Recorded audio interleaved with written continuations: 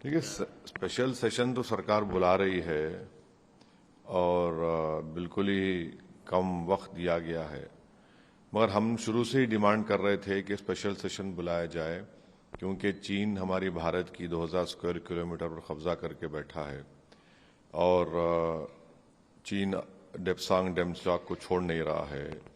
चीन हमको patrolling rights नहीं दे रहा है गोगरा में, हॉट स्प्रिंग्स में, पोंगसोंगसू लेक में।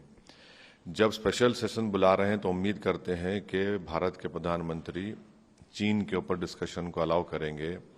दूसरा, हम भारत सरकार से, मोदी सरकार से इस बात का डिमांड करते हैं कि रोहिणी कमीशन ने अपनी रिपोर्ट दे दी है तो वो फौरन 50% जो रिजर्वेशन की लिमिट है उसको ब्रीच करें और पार्लियामेंट में स्पेशल सेशन में एक बिल लेकर आएं ताकि हम वो 50% की लिमिट को ब्रीच कर सकें।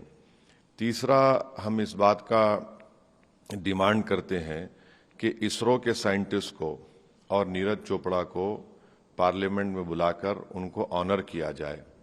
ये बड़ा अच्छा मुस्बित पैगाम जाएगा। और चौथी बात यह है कि जो मीडिया में ये सवाल उठ रहा है कि क्या वन नेशन वन इलेक्शन होगा, ये नहीं हो सकता है। ये भारत के संविधान के खिलाफ होगा, क्योंकि फेडरलिज्म भारत के संविधान के बेसिक स्ट्रक्चर का हिस्सा है। और दूसरी बात यह है कि बीजेपी के पास राज्यसभा मेजॉरिटी नहीं है। तीसरी बात उसमें यह निकलेगी कि बहुत से अपोजिशन रूल्ड स्टेट्स हैं जो इस बात को कबूल नहीं करेंगे, क्योंकि कर्नाटक में हालिया इलेक्शन हुआ, क्यों दूसरे स्टेट्स करेंगे। तो वन नेशन वन इलेक्शन मेरे लगता है कि अनकॉन्स्टिट्यूशनल होगा, फेडरलिज्म के खिलाफ होगा, वो बेसिक स्ट्रक्चर का हिस्सा है। तो अब ये नहीं मालूम कि क्या एजेंडा है, मगर हम मोदी सरकार से आखिर में इस बात का भी डिमांड करते हैं कि वो अभी से ही देश को बता दें कि विंटर सेशन कब होगा, उसके तारीख दे दें। ऐसा ना हो कि आप सिर्फ वोट ऑन अकाउंट ले लें फरवरी में और चले जाएं, क्योंकि सप्लीमेंट्री डिमांड तो आप पिछले सेशन में ले चुके हैं। अब हम तो यही डिमांड करेंगे कि नवंबर दिसंबर में भी विंटर सेशन के डेट्स का ऐलान कर दीजिए, फिर वोट ऑन अकाउंट फरवरी में होगा।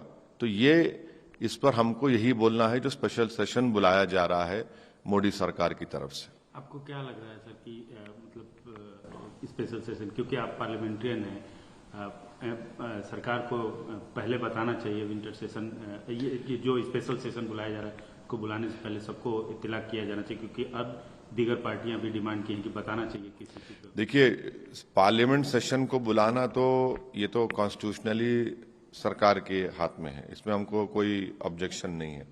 मगर जब आप सेशन बुला ही रहे हैं तो बेहतर ही होता है कि आपका एजेंडा क्या है। आप अमृतकाल कह रहे हैं, स्पेशल सेशन कह रहे हैं, फिर आप उसमें लिखते हैं कि ये 17वीं लोकसभा का 13वां लोकसभा सेशन होगा, तो इसका मतलब क्या है? ठीक है, आप बुला रहे हैं, तो जब आप बुला ही रहे हैं तो आप इस स्पेशल सेशन में, हम फिर से कह रहे हैं कि चीन जो भारत की जमीन पर कब्जा करके बैठा है डेप्सांग डेमचॉक में 2000 स्क्वायर किलोमीटर पर, उस पर फौरन डिस्कशन लगाइए, डरिए मत।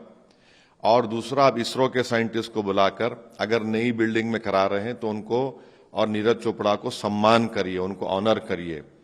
तीसरा, रोहिणी कमीशन की रिपोर्ट आ चुकी है, तो हम मोदी सरकार से कह रहे हैं कि आप खुद नरेंद्र मोदी ओबीसी हैं, तो उनको 50% की रिजर्वेशन लिमिट को आप क्रॉस करिए और भारत की लोकसभा में, राज्यसभा में एक बिल को लेकर आइए। चौथा यह है कि आप फौरन देश को बता दीजिए कि विंटर सेशन के डेट्स क्या होंगे। ऐसा ना हो कि आप डायरेक्ट चले जाएं वोट ऑन अकाउंट में, क्योंकि आप तो सप्लीमेंट्री डिमांड्स पास कर चुके हैं।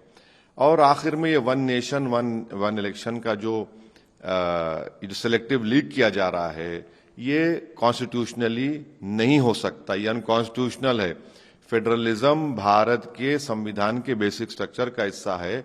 बीजेपी के पास राज्यसभा में मेजॉरिटी नहीं है, कॉन्स्टिट्यूशनल अमेंडमेंट होगा, क्यों स्टेट्स तैयार होंगे? तो हम एजेंडा तो डिसाइड होगा जब स्पीकर साहब के पास मीटिंग होगी या मोदी सरकार बताएगी, एजेंडा ही होगा। आप सिर्फ स्पेशल सेशन कह रहे हैं, तो हमको इतना ही कहना है इस बारे में बस।